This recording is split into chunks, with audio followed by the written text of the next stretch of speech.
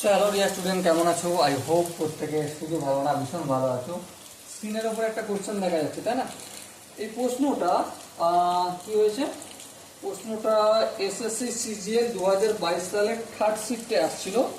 ওকে, তো প্রশ্নটা আমরা মন দিয়ে পড়বো, বুঝবো, তারপর অঙ্কটা করবো। কি বলেছে দেখো, K minus K into cos square 30 divided by 1 plus cos square 30 equal to sin square 60 degree plus 4 into tan square 45 degree minus cosec square 60 degree.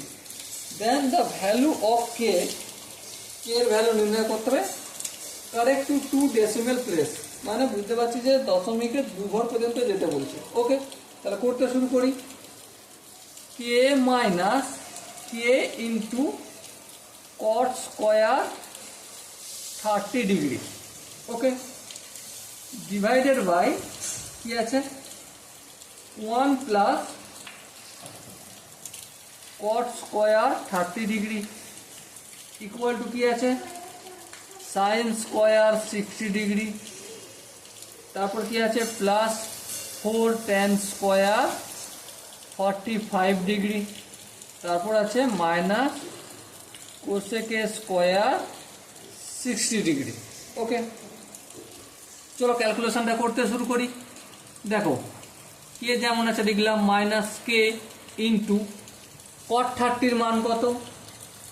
কট 30-র মান তো √3। আচ্ছা √3 এখানে স্কোয়ার রয়েছে, তার মানে √3 স্কোয়ার হবে 3। হ্যাঁ, 1 প্লাস এখানেও কট 30 মানে √3, কিন্তু √3 স্কোয়ার মানে 3 হয়ে গেল।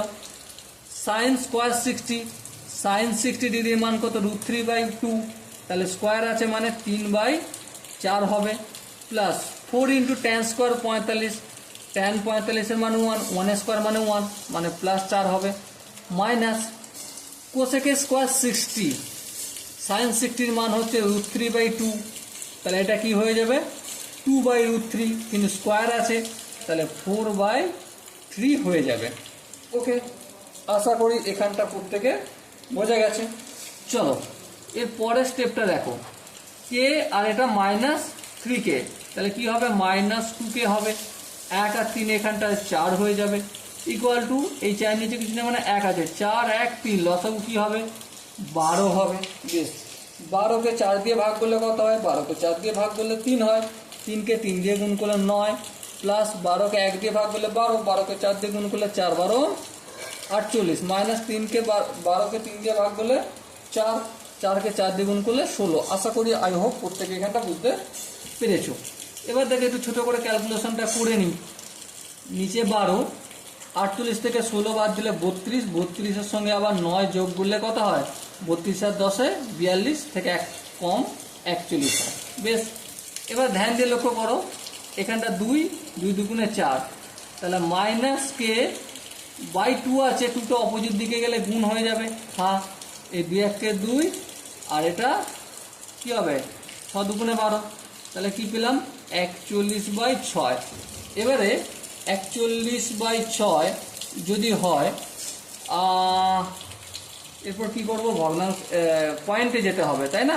হ্যাঁ ঠিক, পয়েন্টে যদি যাই তাহলে দেখো একটু করে নিই ছোট করে, 6 6 36, 36 5 আসবে, দশমিক 2 ঘর পর্যন্ত যাব, 0 6 আসছে 48, 2 আসবে 6 2 12, 3 6 18, হ্যাঁ 3 6 18, তাহলে আর যাব না, তাহলে কি হলো 6.83 এখান পর্যন্ত যেতে বলেছে, তাহলে এটা কি মাইনাস কে এর মান পেলাম, জিজ্ঞাসা করেছে কে এর মান, তাহলে কে সমান কত মাইনাস 6.83।